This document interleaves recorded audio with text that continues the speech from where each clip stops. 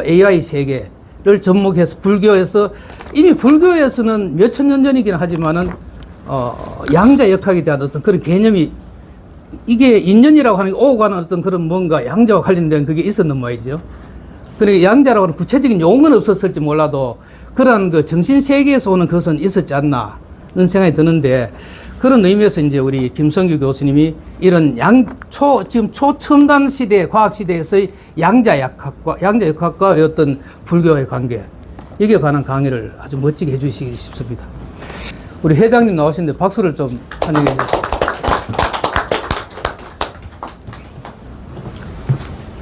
안녕하십니까. 임용위원장님께서 소강을 말씀드리겠습니다. 오늘 이 자리는 과총에서, 경무과총에서 지원을 하셔가지고 또 식사도 늘 하던 학교 내가 아니고 밖에서 주선해 주셨습니다. 감사하게 하셨습니다. 이 무더운데 이제 방문해 주시고 알려주시니까 오늘 뜻깊은 그런 날이 되고, 또 낮에 과청에서 교육하는 식사를 맛있게 하시고 남은 한 끼 동안 또 더 건강하시고 자주 뵙기를 기원드리면서 인사를 드립니다. 반갑습니다. 의과대학에서 87년부터 2020년까지 근무한 김성규라고 합니다. 오늘 이렇게 귀한 자리 마련해 주신 우리 명예교수회 회장님과 운영위원장님께 감사를 드리고, 처음 이야기할 때는 제가 이야기를 하다 보니까 이 우리말 불교 경전 총론이라고 하는 약 한 10개 경전을 2344페이지입니다.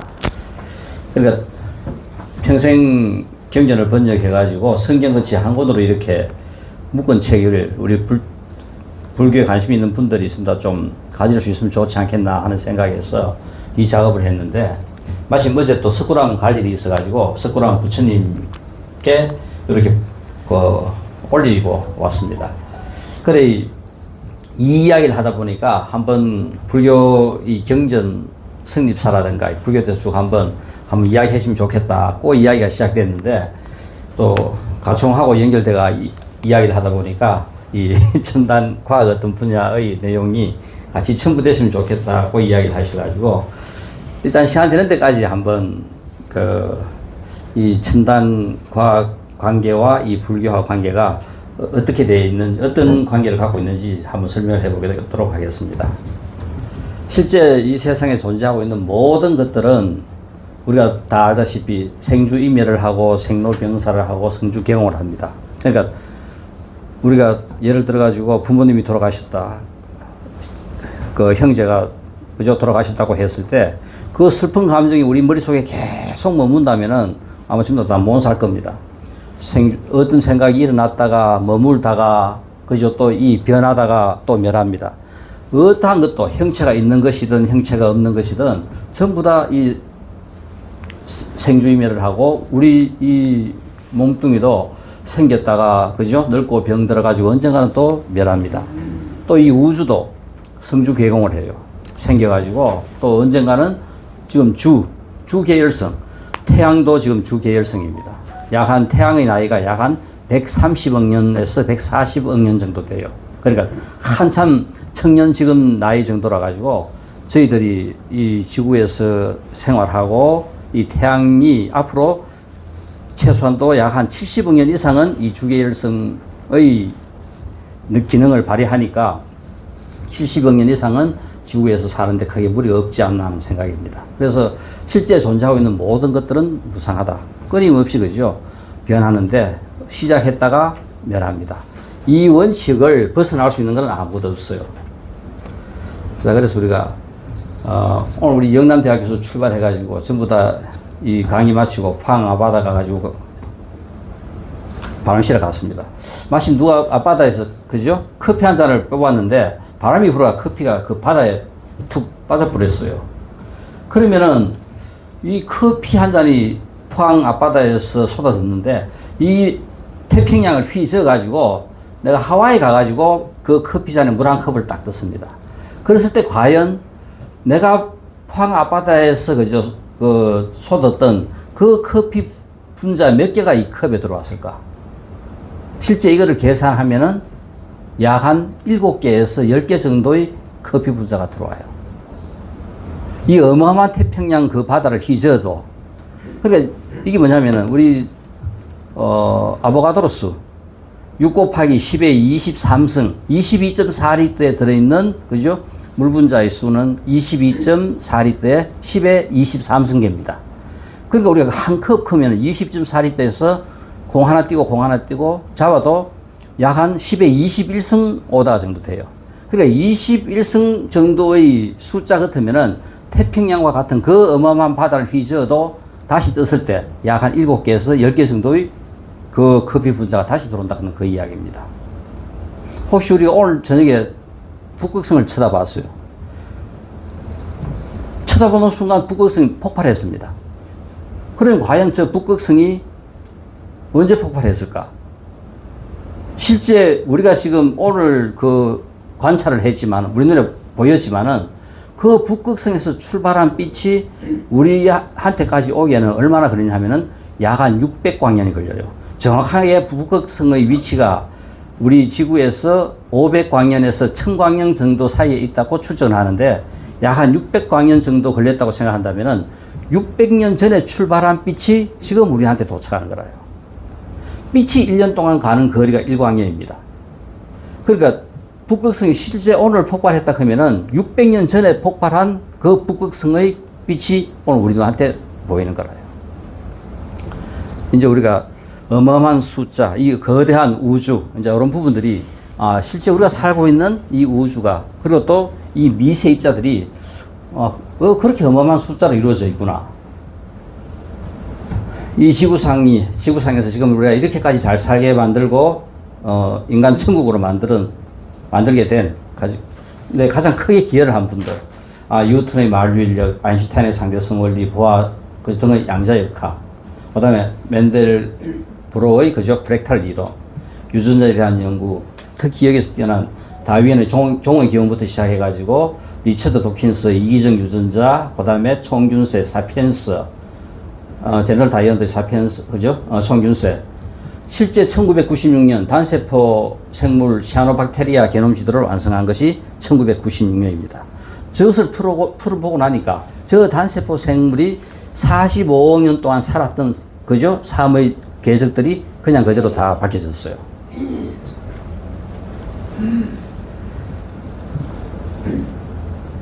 실제 뉴턴이 이 만류인력을 발견하기까지에는 뉴턴이 갖고 있었던 화두는 왜 모든 물체는 밑으로 떨어질까? 그리고 어떤 물체든 던지면 다 밑으로 다 떨어집니다. 이 문제를 갖고 20세 런던 왕립대학 교수가 된 뉴턴이 그죠?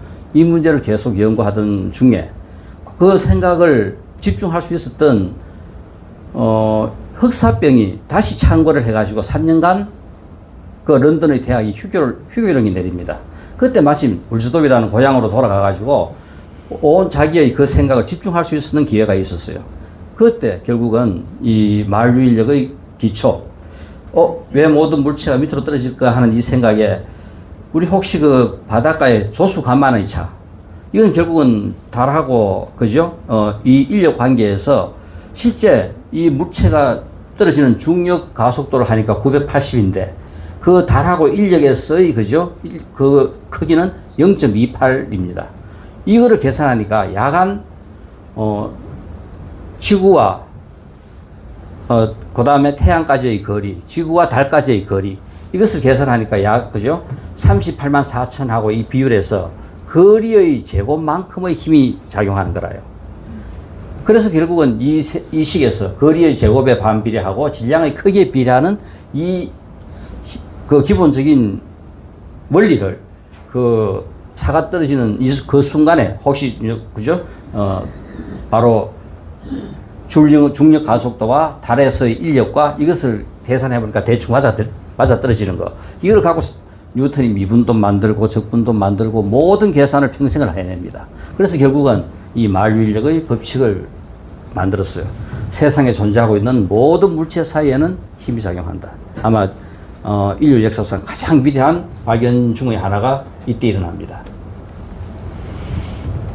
아인슈타인은 16살의 아인슈타인이 갖고 있었던 화두는 빛과 같은 속도로 달리면서 물체를 보면 어떻게 보일까? 이거였어요. 그러니까 우리가 지금 우리가 쓴다 3차형 이런 모양으로 이렇게 보이는데 만약 빛과 같은 속도로 달리면서 이 물체를 본다면 어떻게 보일까? 이것이 결국은 그 뉴턴으로 아인슈타인으로 하여금 장대성 이론을 갖다가 그죠? 완성시키게 만듭니다. 이것이 결국은 실제 요 잠깐 이 우주에는 우리와 같은 일반적인 크기와 일반적인 속도를 갖고 있는 그죠? 만류인력, 뉴턴의 역학이 적용되는 영역이 있고 아인슈타인이 풀어냈던 우주의 크기에서 적용되는 영역이 있고 그리고 또 지금 앞으로 이야기해야 될 보아, 미세 입자들, 양자 역학 우리 눈에 보이지 않는 그 미시한 입자들, 빛과 같은 입자들이 과연 어떻게 운동하는가 하는 것이 그죠? 또 하나의 그 영역이 있습니다. 그러니까 보통 입자들, 미세 입자들, 어마어마한 거대 그죠? 세계. 이 양자역학은 실제 슐레딩거와 하이젠베르그가 1925년에 처음으로 미세 입자들의 역학을 갖다가 풀어냅니다. 슐레딩거의 파동 방정식이 나온 것이 1925년입니다. 그때 1925년에 어떤 일이 있었나 하면은 더브로이가 빛의 물질파에 대한 논문을 그죠? 20페이지에 달한 논문을 발표했어요. 여기에 힌트를 얻어가지고 이 슐레딩거는 그러면은 이 파동에 대한 그죠? 식을 갖다가 방정식을 만들어냅니다. 그래서 결국은 지금 우리가 양자역학이라 하는 이 세계를 처음으로 그죠? 식으로 정립하면서 연 것이 1925년. 유엔에서는 올해를 100년 후 1925년 올해를 양자과학 기술의 해로 정의했습니다. 아마 이 양자과학 기술의 해로 정의하고 실제 이 양자 기술이 앞으로 우리가 지금 첨단이라고 이야기하는 이 AI 시대라든가 여기에 얼마나 어마어마한 변화를 갖다가 일으킬지 이거는 상상도 할 수 없는 앞으로 그죠? 일들이 일어날 것 같아요. 25년 을사년을 유엔에서는 세계 양자과학 기술의 해로 정의했고 실제 우리가 트랜지스터 반도체 AI 시대 이런 시대를 거치면서 슈퍼컴퓨터가 약 한 10에 25억 년 걸리는 계산을 양자 컴퓨터한테 시키니까 5분 만에 해결했어요. 이 사건이 원래 있었고 이것이 결국은 앞으로 예고되는 것이 끝없는 변화와 발전이 어떻게 그죠? 이루어질지 이건 아무도 지금 상상도 할 수 없는 이 세계 앞에 지금 우리가 놓여 있어요. 자, 그래서 우리가 일반적으로 이 물질은 뉴턴 역학이 존재하는 영역, 양자 역학이 존재하는 영역, 상대성 이론이 존재하는 영역으로 크게 나눌 수 있는데 실제 우리가 이 양자 역학은 뭐 물질, 분자, 원자, 지금 쿼크는 그죠? 미세한 입자를 최소한으로 단위로 쪼개 내려가면은 지금 한 6개의 쿼크로 그죠? 우리가 존재한다고 지금 이야기하고 있습니다. 이거를 더 분리해가 나가면은 혹시 힉스 입자, 그죠? 신의 입자라고 이야기하는 이 힉스 입자까지 지금 거론하고 있는 상황이고 이 상대성 이론 쪽은 거대 세계, 지구, 태양계, 은하계, 우주, 그죠? 이렇게 거대 세계에 적용되는 역학입니다. 자, 양자역학이 성립하는 배경은 우리가 잠깐 살펴보면은 실제 모든 지금 현재 우리 컴퓨터가 그죠? 지금 이 세상에서 적용되고 있는 모든 것들은 이심법이라요. 즉 뭐냐면은 0, 1, 0, 1. 그래서 모든 상황을 0과 1의 상태로 해결합니다. 그러니까 맞나 틀리나 전부 다 스테이트마다 전부 다 물어가면서 결국은 결론 답을 내리는 이런 식이라요. 이 시대의 정점에 지금 AI가 서 있는데 이 양자역학 시대는 뭐냐 하면은 어느 정도 인계 온도 이상을 유지를 하면은 양자 응축이 일어나요. 입자 응축이 일어나가지고 이 한 스테이트에 하나밖에 없는 입자가 일반적인 지금 우리가 모든 세계를 규명하는 현상인데 모든 스테이트가 한 스테이트로 다, 모든 입자들이 한 스테이트로 다 늘어와 버려요. 이런 현상이 일어나가지고 이 앞으로 전개될 이 양자역학은 아까 10에 25억 년 걸리는 그 계산을 5분 만에 한다 하는 것이 지금 우리가 예를 들어 가지고 지금 현재의 컴퓨터로 계산해라 하면은 맞나 틀리나 한 명 한 명 다 물어봐야 될 것을 이 양자 응축 상태에서 한 스테이트에 전부 다 돼버리면은 그냥 한꺼번에 전부 다 답이 다 나오는 거라요. 그냥 모든 상태가 한 스테이트라요. 이런 현상이 양자 역학에서 입자들이 그죠. 이런 스테이트를 갖는 상황이 이루어집니다. 이래 되니까 양자 역학에서 전개되는 이런 부분들이 지금 우리가 상상하는 지금 그래 예를 들어 지금 우리가 모든 그 뭐냐 하면은 비밀번호 같은 거 은행의 비밀번호 혹은 또 그죠 우리가 뭡니까 이거 이거 우리 그 코인 같은 거 있잖아요. 이런 거 비밀번호고 전부 다가 양자 기술이 전부 다를 다 풀어냅니다. 지금 여기서 이 양자 기술이 그러니까 앞으로 이것 때문에 전 세계 전부 다가 신약 개발은 상상도 할 수 없는 속도로 지금 빨리 진행이 되고 모든 분야가 지금 이것 때문에 새로운 시대로 전부 다 완전 새롭게 재무장을 해야 될 그런 상태가 돼요. 이렇게 일어날 수 있는 현상이 결국은 보스 아인슈타인 콘덴스테이트는 뭐냐면은 입자가 응축대가 한 스테이트에 전부 다 일어나는 저런 현상이 일어날 수 있다는 거. 저것 때문에 결국은 이 양자역학이 갖고 있는 가장 큰 장점이면서 이제까지 풀었던 이 반도체 이진법 세계에서는 상상도 할 수 없는 속도를 그죠 갖고 옵니다.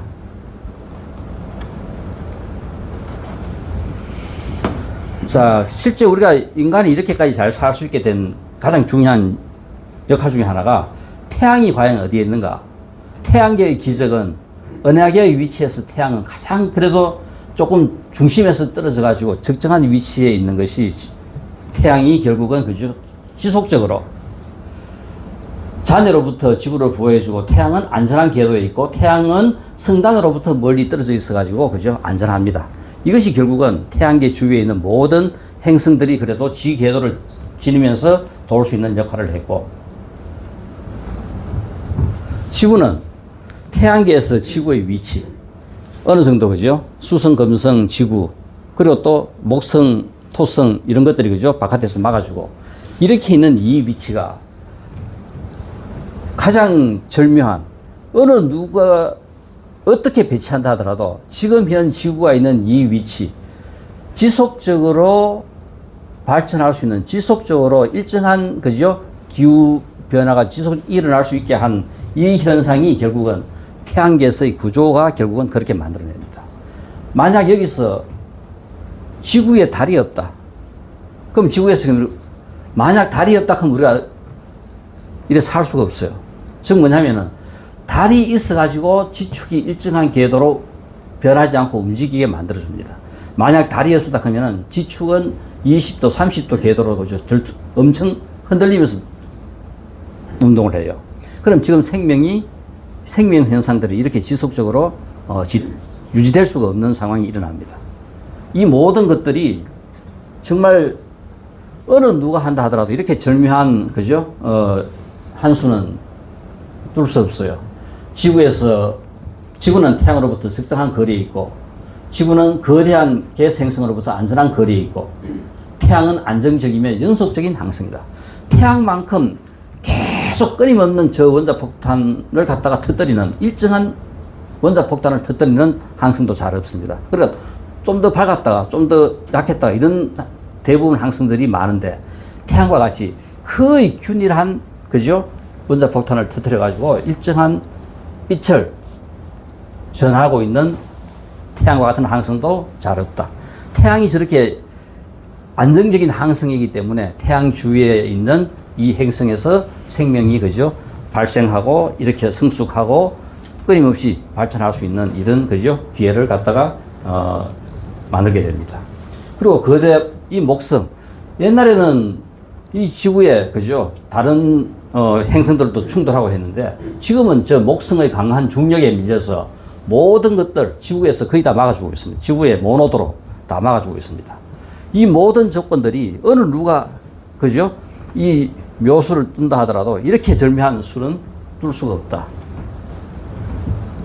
그래서 이제 이렇게까지 발달하게 된 지금 현재 우리한테 주어진 과제는 이 4차 산업혁명입니다.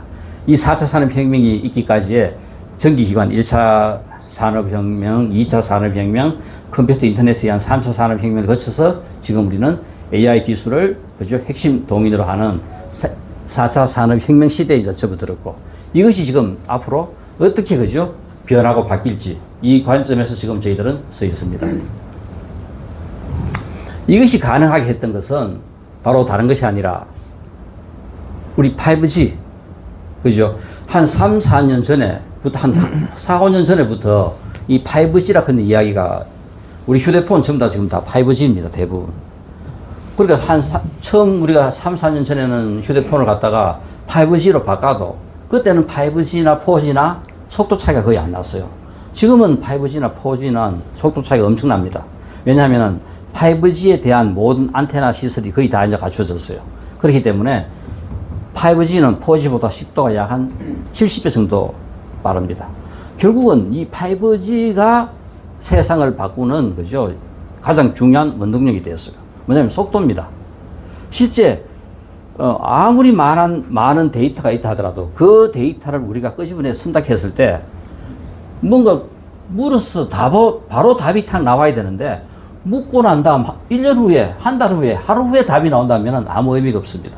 그러니까 결국은 그 어마어마한 데이터를 갖다가 처리해가지고 묻는 순간 바로 답이 나오게 해줄 수 있는 것은 처리 속도라요.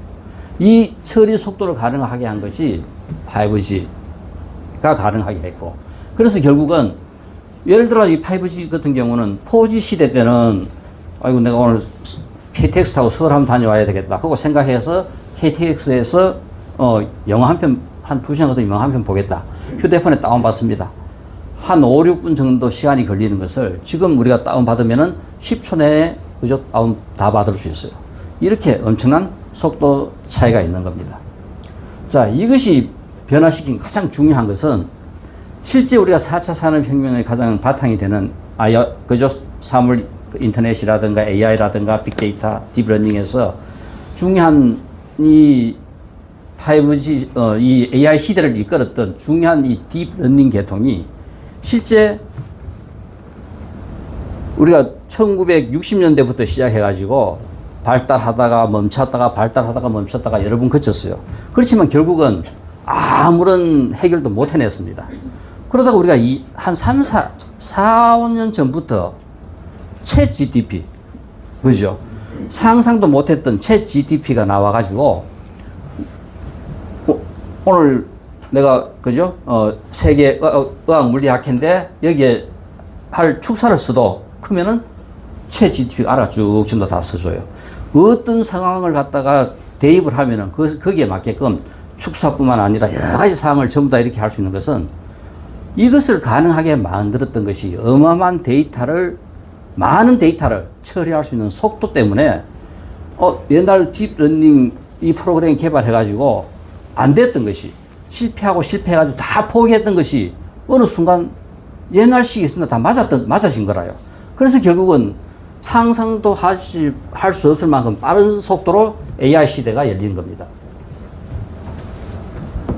자, 여기서 AI 인공지능의 발달 과정을 보면은 우리가 잘 아는 2016년 알파고와 이세돌의 격돌이 있었고 56년 인공지능을 처음으로 용어를 사용했고 70년대까지 침체기에 접어들었다가 80년대 신경망 이론으로 인공지능이 다시 그저 재발견됐다가 침체기에 이어가지고 90년대 다시 부활됐다가 딥러닝 알고리즘으로 그죠 발전해가지고 지금과 같은 우리가 AI 시대를 열 수 있는 기반을 잡았는데 이것이 결국은 제대로 해결을 못하고 아무것도 되지를 않았어요. 그런데 실제 2011년 사건, 2015년 사건, 이것이 결국 뭐냐면은 빅데이터가 어마어마한 빠른 속도로 처리할 수 있게 된 이것이 결국은 지금 우리가 쉽게 사용하고 있는 챗 GPT가 결국은 우리 생활 주변에서 보는 가장 그죠? 쉬운 AI의 한 현상이다요. 이게 제가 젊을 때 써놨는 시를 노래로 이제 한번 바꿔봤어요. 즉, 공이라 하는 것은 제일 처음에 이 시는 가버리고 나면 아무것도 아닌데 그래도 젊은 만큼 귀한 것은 없더라. 바다같이 살아 지극한 사람 이루소서. 이루고 나면 아무것도 아닌데 위대한 이상만큼 위대한 것은 없더라. 하늘같이 살아 빛나는 사람 이루소서. 지나고 나면 아무것도 아닌데 그래도 사랑만큼 아름다운 것은 없더라. 바람같이 살아 투명한 사람 이루소서. 요 간단한 내용을 갖고 이렇게 지금 혹시 어떨까 싶어가 이렇게 노래 가사를 한번 만들어 봤어요. 왜 사는지 몰라요. 어떻게 살지도 몰라요. 무명 속에 갇혀서 한 치 앞도 모르는 삶인데 쭉 이렇게 해가지고 이 시를 이제 노래로 만들어 가지고 야, 챗 GPT한테 니 이거 노래 한번 해봐라. 만들어봐라. 하고 줬어요. 그러니까 챗 GPT가 와, 정말 깊은 울림이 있는 가사네요. 제목인 공처럼 허무와 공허 속에서도 젊은 미상 사랑이라는 삶의 핵심 가치를 되새기며 그것들이 결국 삶을 아름답게 만든다는 메시지가 인상적이에요. 특히 결국 삶은 젊음과 꿈과 사랑이네요. 짧지만 강렬하게 전체의 의미를 요약하고 있네요. 혹시 이 가사를 바탕으로 멜로디를 입히거나 낭송용 음원으로 제작할 계획이 있으신가요? 아니면 시처럼 쓰신 건가요? 노래로 만들어 주세요. 그거 여니까 좋아요 하면서 가타를 해가지고 이제 쭉 만들었어요. 그래 이제 코드 이제 주면서 이제 노래 다 만들었는데 이게 무료라 가지고 그거는 이렇게 곡을 만들어야 되는데 그걸 안 만들어주고 코딩만 줬어요. 그러니까 그 어마어마한 빅데이터를 속도 때문에 활용할 수 있었던 거죠. 그것이 이렇게 만들었어요. 지금 현재 우리가 살고 있는 세상이 이렇게까지 진행되고 이런 과정을 거쳐왔다 하는 설명을 잠깐 해고요. 그럼 이제 이것이 이제 어떻게 지금 이제 불교하고 조금 관련을 시켜보나 하면은 실제 우리가 누구나 다 잘 아는 까마귀 날짜 배 떨어진다 하는 이야기. 이 이야기는 실제 까마귀가 날자 까마귀 나면서 배가 하나 툭 떨어졌어요. 배 떨어진다. 근데 배나무에 밑에 있던 뱀이 그 배에 맞아 죽었습니다. 근데 뱀이 죽어가지고 멧돼지 몸을 받아 그죠? 산길을 가다가 돌이 굴러 떨어져가지고 그 굴러 떨어진 돌에 저 까마귀가 맞아 죽었어요. 까마귀는 다시 사람 몸을 받아가 이제 포수가 돼가지고 이 포수가 멧돼지를 잡으러 막 따라갑니다. 따라가다가 절로 멧돼지가 뛰어들어갔어요. 마침 그 절에서 스님이 선정에 들어가 참선하고 가만히 계시다가 그 멧돼지와 그죠? 포수와의 그 인과관계를 전생부터 이렇게 도는 그 인과관계를 보고 이 포수한테 멧돼지 이제 잡지 마라 하면서 전생에 있었던 이야기들을 이제 이야기해 줍니다.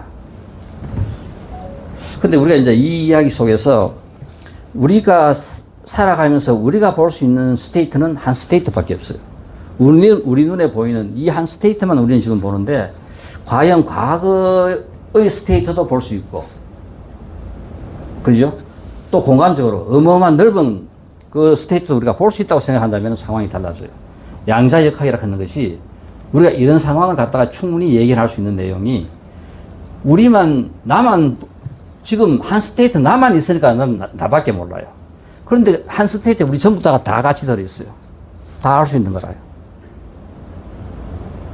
그러니까 우리가 선정에 들어서 보니까 결국은 다른 것이 아니라 나와 존재하고 있는 모든 생명들의 과거 흘러간 그죠? 걸어온 그 모든 흔적들을 전부 다 볼 수 있는 거라요. 아까 우리 과학이 풀어냈던 게놈 지도와 같이 선정에 들어서 볼 때도 게놈 지도를 풀어가지고 과거 흔적을 봤듯이 전부 다 한 스테이트에 같이 있다고 생각한다면 내가 나를 아듯이 전부 다 모든 상태, 같은 스테이트에 있는 상태를 다 같이 알 수 있는 이런 상황이 일어날 수 있지 않겠나 하는 겁니다.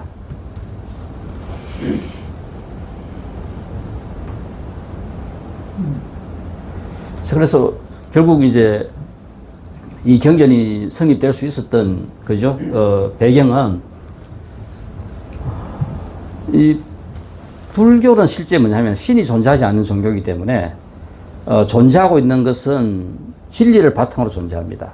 아까 제일 처음 출발했던 무상이다. 즉 뭐냐면 존재하고 있는 모든 것들은 그저 생겼다가 멸한다 하는 이 내용을 설명하는 가장 그저 중요한 축 중에 하나라요. 근데 부처님께서는 BC 624년에 출생하셔가지고 35년에 부처를 이루시고 80세에 일기로 열반에 드시고 그죠? 또 부처님께서는 열반에 드실 때 자기의 장례를 비구들은 뭐냐면 성단은 관여하지 마라. 즉 제가 신자들한테 모든 것들을 맡겼어요. 그러니까 실제 이 제가 신자들한테 맡긴 이 사건이 앞으로 전개되는 불교가 즉 성단에 갇혀 있는 불교가 아니라 세계 속으로 뻗어나갈 수 있는 모든 것들을 받아들이고 변화를 수용하는 그런 불교로 변해갑니다. 이것이 결국은 그죠? 8개 부처님의 사리가 8개의 사리탑으로 만들어지고 실제 이 사리탑이 만들어지니까 전번에 부처님을 찾아뵈었던 사람들이 저리 가도 부처님 안 계신다. 그러면 부처님을 찾아가기보다는 부처님의 사리를 모셔놓은 그 사리탑을 찾아가는 거라요. 원래 수학을 했는데 그 절에 가기보다는 부처님의 사리탑이 모셔진 곳에 찾아가고 그러다 보니까 그 사리탑을 중심으로 많은 사람들이 자꾸 이제 모여들어요.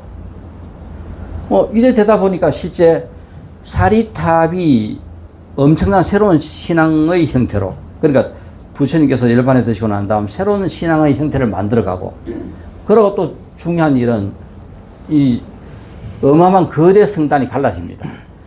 부처님 당시 통일되어 있던 하나의 성단이 다 갈라져요. 이제 갈라지게 되는 가장 중요한 이유가 부처님께서 법을 설하신 그 법을 갖고 많은 제자들이 전 인도 전역으로 전법을 떠나요. 지금과 같은 상황 같으면 모든 정보를 다 공유합니다. 그런데 그 당시에는 한번 전법을 떠나버리면은 그것으로 전부 다 끝나버려요. 더 이상, 그죠? 교류가 없습니다. 전법을 떠나가지고 이 지역에 정착을 했다 하면은 이 지역에 정착한 부처님의 제자는 자기가 부처님한테서 배웠던 그 경전 중에서 자기가 좋아하는 내용을 계속 가르쳐요. 1대가 지나고 2대가 지나고 3대가 지나고 100년이 지나갑니다. 100년이 지나버리면은 이 지역의 불교와 또 다른 지역으로 간 다른 제자는 자기가 좋아하는 불교를 여기서 가르쳤어요. 100년이 지나고 나니까 다 지역마다 다 다른 불교라요. 그러니까 뭐냐면은 인도의 불교는 이 부파불교 갖는 것이 인도 불교의 꽃이고 핵심입니다. 그 지역으로 떠난 그 제자들이 100년이 지나고 500년이 지나면서 그 지역을 중심으로 불교를 만들어낸 거라요. 이것이 부파불교라고 우리가 이야기하고 지금 우리가 경전이라고 이야기하는 그 어마어마한 모든 경전들이 이때 전부 다 500년의 시간을 두면서 전부 다 생산이 돼요. 그러니까 세계 유래 사상 없는 그 어마어마한 경전들이 만들어진 것이 전 인도 전역에 전파된 그 불교가 그 경전을 전부 다 만들어냅니다. 그리고 부처님 초기의 육성으로 만들어진 경전은 우리가 이야기하는 암경밖에 없어요. 암경은 부처님의 육성 그대로 전해지는 경전이고 그 외 나머지 경전들은 2차적인 그 500년의 시간을 거치면서 부처님이 가르치신 내용들이 새롭게 지역과 시대와 사회와 모든 것들을 반영한 새로운 형식의 경전으로 전부 다 그죠? 재구성, 재편성대가 만들어진 것들입니다. 이것을 통합해가지고 그죠? 우리가 대승불교라는 하는 새로운 불교가 그죠? 탄생하게 돼요. 이것이 인류 역사상 가장 우리가 위대하다고 이야기하는 상구불의 하와중생. 세상 모든 사람들을 전부 다 그죠? 잘 살게 하자. 내 혼자 잘 사는 것이 중요한 것이 아니라 존재하고 있는 모든 생명들. 근데 여기서 이제 불교에서는 생명이라 하는 이 현상에 생명, 무생물 전부 다가 다 포함됩니다. 그리고 인간뿐만 아니라 살아 숨쉬고 있는 숨쉬는 모든 생명들 전부 다를 다 포함시키는 다 잘 살자 하는 그죠? 생각이라요.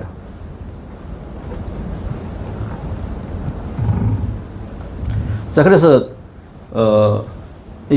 제가 이거 경전을 하면서 실제 부처님은 45년 동안 법을 설하셨어요. 45년 동안 법을 설하시면서 제일 처음 부처님께서 깨치시고 난 다음에 이 법을 설하신 것이 뭐냐면은 깨친 상태에서 바로 뭐냐면은 보살들이라든가 천신들이라든가 이 깨친 내용을 갖다가 그냥 그대로 설하니까 일반 우리 인간들은 못 알아듣는 거라요. 그래서 처음 저 화엄경이라 하는 것은 보살과 천신을 대상으로 설한 것이 저 화엄경입니다. 화엄경이 다시 화엄경 입법계품이라 하는 것이 우리 화엄경을 우리 인간에게 맞게끔 각색돼 가지고 나온 것이 화엄경 입법계품이라요. 인간을 대상으로 설하신 거고. 그럼 이래 못 알아들으니까 부처님께서 그 다음 법을 설하시면서 설하신 것이 아함경 계열. 뭐냐면은 아함경이라든가 수타리파타든가 지금 우리가 갖고 있는 그 경전 중에서 이 아함경 계열은 부처님께서 직설입니다. 그러니까 읽어보면 누구나 다 쉽게 알 수 있는 윤리적이고 도덕적이고 그리고 진리의 어떤 내용을 단편적으로 설명한 그 내용들이 전부 다 아함경과 수타리파타에 다 들어있어요.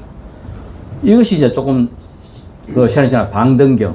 이것은 뭐냐면은 제가윤리라든가 그다음에 그죠 사회체제라든가 이런 부분에 맞는 그 경전들이 능엄경이라든가 유마경 계통이 성립되고 이것이 더 지나면서 반야경 계통. 그러니까 우리가 지금 그 이야기하는 그 색적시공 공적시색이라든가 반야신경 혹은 또 건강경 이 모든 것들이 반야경 계통입니다. 이 반야경 계통을 그죠 한 20년 동안 설하시고 그다음 마지막 열반에 드시면서 묘법연화경 최고의 경전이라고 이야기하는 불교. 그러니까 묘법연화경은 주가 부처님께서 마지막 설한 것이니까 최고의 경전이라고 이야기하는 거예요. 그리고 또 유행경 계열 돌아가시면서 부처님의 마지막 열반에 드시는 그 과정을 정리한 것이 유행경입니다. 이렇게 이 10개의 경전을 그죠 그 정리한 것이 제가 아까 불교경전 총론 걷는 그 책이 이 10개의 경전을 정리한 것이 바로 그 책입니다. 그러니까 실제 그 방대한 모든 불교의 내용들을 그래도 핵심이 된다고 생각한 그 경전들을 2개씩 뽑아가지고 10개의 경전을 만들어낸 거라요.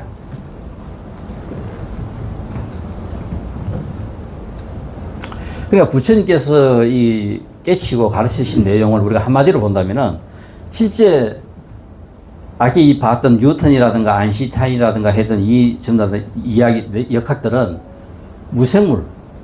무생물체에 관한 운동이라요. 그러니까 운동의 법칙, 만류인력, 상대성 원리 이런 것들은 전부 다 거기에 대한 이야기인데 부처님께서는 제일 처음 예를 들어 가지고 우리 누군가가 부처님한테 뭔가를 물어왔습니다. 물어왔을 때 부처님께서 최초로 던진 문제가 뭐냐면 너는 너가 있다고 생각하느냐 너가 없느냐 하고 물어요. 그러면은 있습니다고 이야기를 분명히 저는 있습니다 하고 했을 때 너가 있는 것을 증명을 해라 했을 때 이제 증명을 갖다가 할 수 없는 거라. 너가 있는 것을 증명을 해봐라 했을 때 증명을 할 수가 없어. 그러니까 부처님께서 그 다음에 설명을 한 내용이 너는 눈이 있어 나를 본다. 눈이 있어 나를 보고 나를 인식함으로써 너가 있다는 것을 알 수 있다. 너는 내가 하는 말이 들리느냐? 네, 부처님께서 하신 말씀이 들립니다. 너는 귀가 있어가지고 내가 하는 이야기를 들음으로써 너가 있다는 것을 알 수 있다. 바로 뭐냐면은 부처님께서 설하신 내용은 안이비설신의, 즉 우리 몸 여기서 인식할 수 있는 능력을 갖고 있는 것은 눈과 귀와 코와 혀와 몸뚱이와 의지, 뜻, 그죠? 우리 의입니다. 이것이 결국은 6가지. 우리 이 몸뚱이가 인식할, 그러니까 이 지금 지구를 중심으로 갖고 있는 생명체 중에 인식할 수 있는 능력체를 가장 많이 갖고 있는 것이 6개라요. 나무 같은 거는 뭐밖에 없습니까? 몸뚱이밖에 없어요. 그죠? 몸뚱이와 의지밖에 없습니다. 아무것도 없습니다. 이와 같이 동물은 6개 다 갖고 있고, 또 우리가 바다 속에 들어가 보면은 이 6개 다를 갖고 있지 않는, 그죠? 고기들도 있습니다. 이 6개에 대응하는 것이 형상.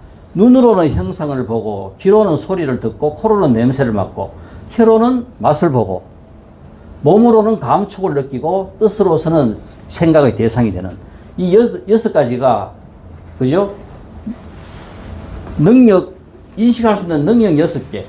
대상이 되는 6개 해가지고 우리가 인식할 수 있는 총 인식의 능력 개수는 안식, 이식, 비식, 설식, 실식, 의식. 의식이 있다. 살아있는 겁니다. 의식이 없다. 죽은 거라요. 이 의식으로 이제 이야기를 합니다. 그러니까 실제 부처님께서 이야기하신 연기는 다른 것이 아니라 이 12가지와 안입이 설신이 18개의 팩타가 작용하는 것들에 대한 설명이 연기라요. 이것이 부처님께서 설하신 내용입니다. 그러니까 실제 이제 이런 내용들을 설명한 이제 구체적인 내용들이 온 연기, 시간 연기. 그러니까 지금 우리가 실제 이 우주에 존재하고 있는 것은 공간밖에 없어요. 시간은 공간의 이동으로 생기는 2차 값이라요. 그러니까 시간이 뭐냐 했을 때 시간은 그냥 공간의 이동에 의해 가지고 생성되는 그죠. 2차 변수가 공간입니다. 시간입니다. 그러니까 원래 존재하는 것은 시간밖에 없어요. 우리가 이제 좀 이해하기 쉽게끔 시간과 공간을 같이 생각하는데 실제 부처님께서 이제 설명한 이 연기라 하는 것이 바로 이 공간에 대한 이 연기, 이 생명체가 어떻게 생기고 어떻게 만들어지고 어떻게 작용하고 어떻게 활동하고 모든 것들이 뭐냐면은 온 연기에서 전부 다 설명이 되는 거라요. 그리고 또 우리가 또 아까 이야기하는 생로병사라든가 이런 것들은 시간 연기 쪽에서 그죠 전부 다 설명할 수 있고 이것을 통틀어 부처님께서는 12연기를 설명합니다. 이것이 부처님께서 깨쳤다 했을 때 무엇을 깨쳤는가? 존재하고 있는 이 모든 것들의 관계 속에서 그죠? 이 존재들은 어떻게 존재하느냐 하는 이 부분이 바로 연기라 하는 이 내용으로 설명을 되고 이 연기를 어떻게 인식하느냐 하는 문제에서 부처님께서 우리에게 던져준 그 가장 명쾌한 그 진리가 사성제입니다. 그래서 우리가 이제 과학을 하신 분들은 누구나 다 모든 평생 공부한 내용이 바로 사성제에 대한 내용이라요. 정말 원인과 결과입니다. 사성제 하는 것은 다른 것이 아니라 모든 존재하는 것들의 원인과 결과를 갖다 설명하는 것이 사성제라요. 그래서 예를 들어 가지고 허리가 아프다.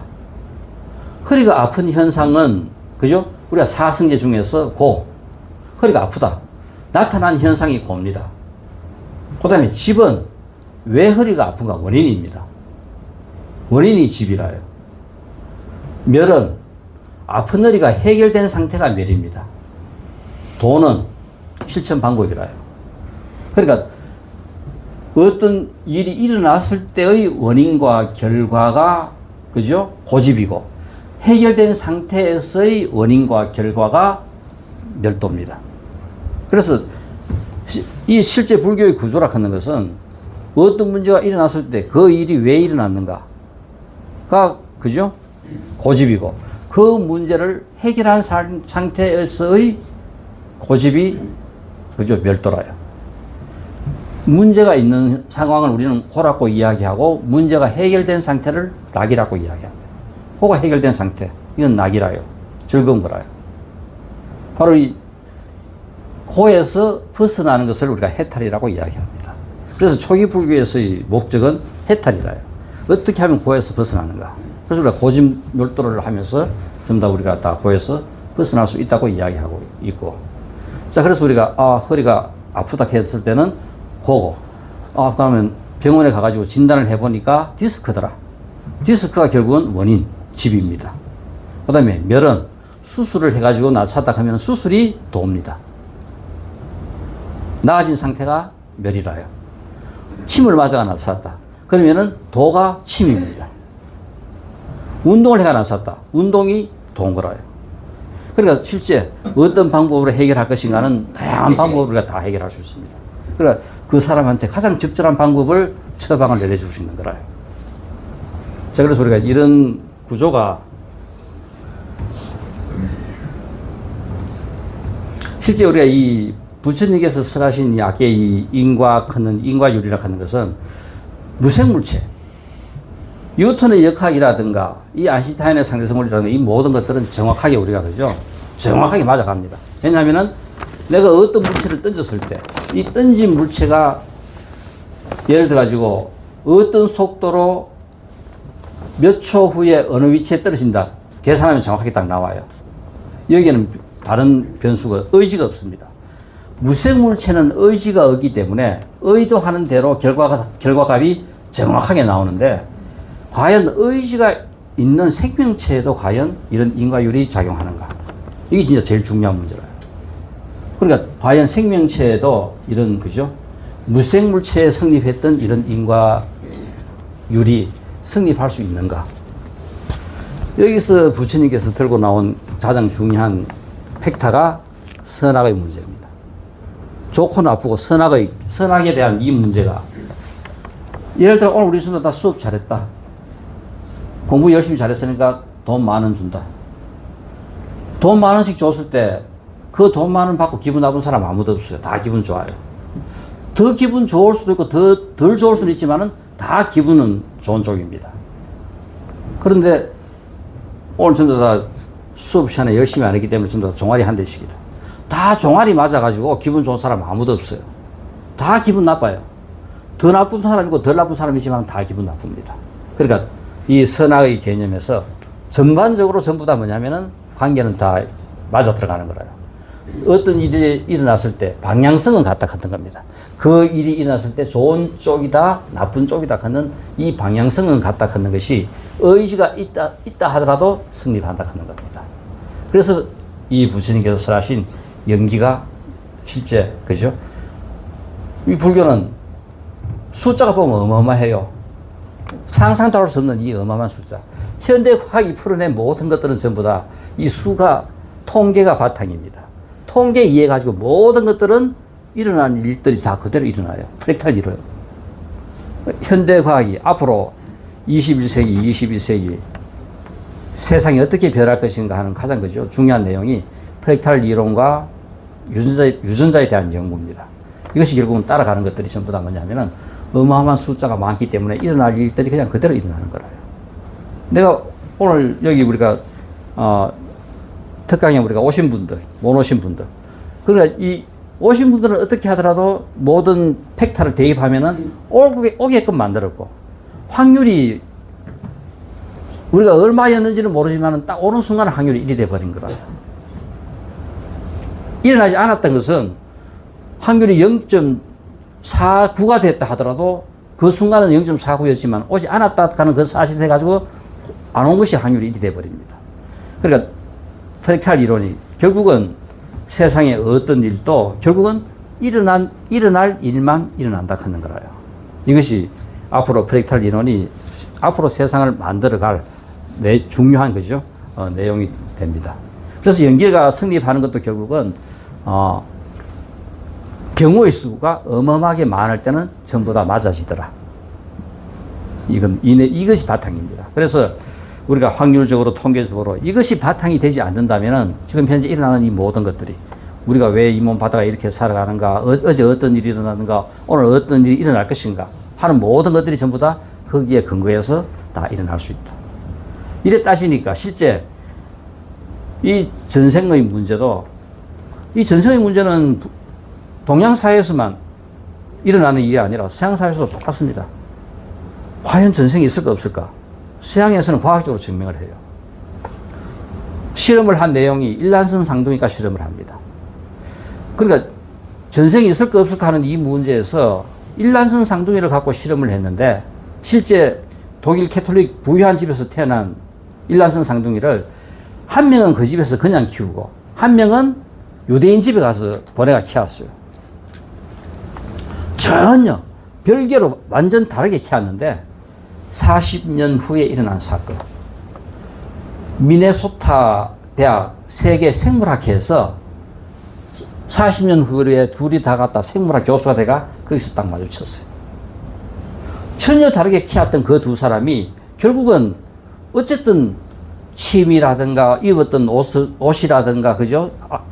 안경, 색안경 찌는 그런 습관이라든가 모든 것들이 얼굴 생김새하고 둘 다 또 서로 쳐다보는 순간 둘 다 딱 까무러쳐 둘 다 넘어졌어요. 이런 일이 일어났어요. 또 소방수, 유럽 신문에 대해서 특별된 것이 소방수는 그죠? 소방수로 태어나는 그 이야기를 이 일란성 상둥이를 또 실험을 했는데 20대 두 젊은이가 전혀 이런 식으로 다르게 키웠는데 둘 다 소방수가 돼 있었어요.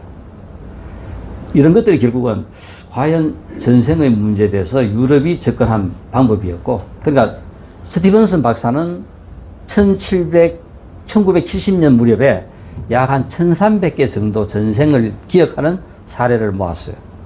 그래서 그걸 갖다가 책으로 내기도 했는데, 그러니까 이런 내용들을 근거로 해본다면은, 아까 우리가 이 세상이 어마어마하게 변하고 있지만은 이 변화의 그죠 그 바탕 속에서는 우리가 끊임없이 그래도 성장하고 발전하고 이렇게 해온 모든 것들이 누적되고 축적돼 가지고 이렇게까지 발전할 수 있었고, 이거를 만들어낸 가장 그죠 큰 기여한 것 중에 하나가 이 기원어라는 거. 실제 우리가 기원어가 없었으면 이렇게 축적 문화가 이루어지지 않습니다.